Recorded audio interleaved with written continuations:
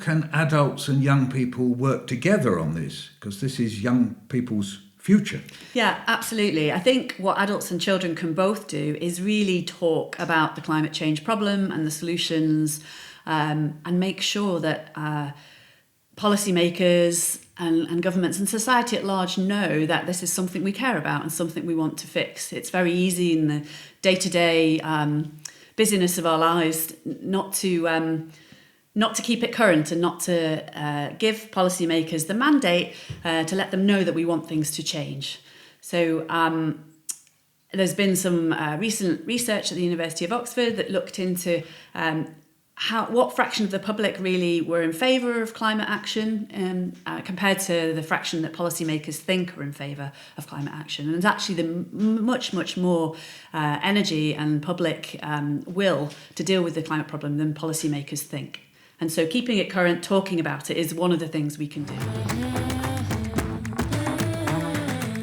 And then coming to children and adults separately,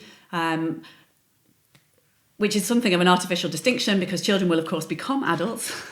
I talked about 20 years or so to get down to not using any carbon dioxide, not emitting any carbon dioxide into the atmosphere. By that time, children who are 10 today are going to be adults. They'll be out in the world. They'll have a job. They may even have a family.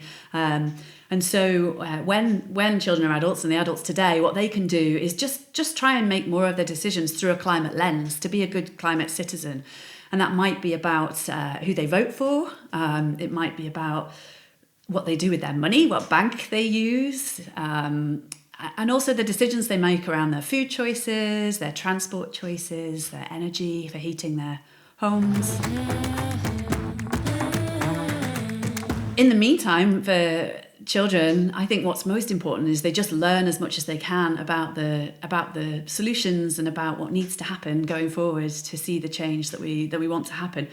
Whatever children are interested in, be it football, gaming, birds, whatever it happens to be, there's something that they can likely get involved in within that sphere that's able to help help us on the way towards a better climate future.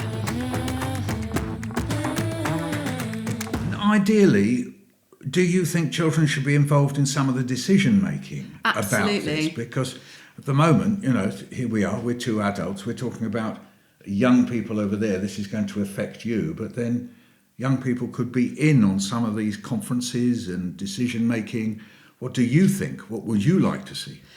Yeah, I think that's a very good point. I think too often we don't listen, and one of the things that gives me hope for the future is the determination of children to solve the problem and to solve it fairly. They have my children, for example, have a really strong sense of fairness.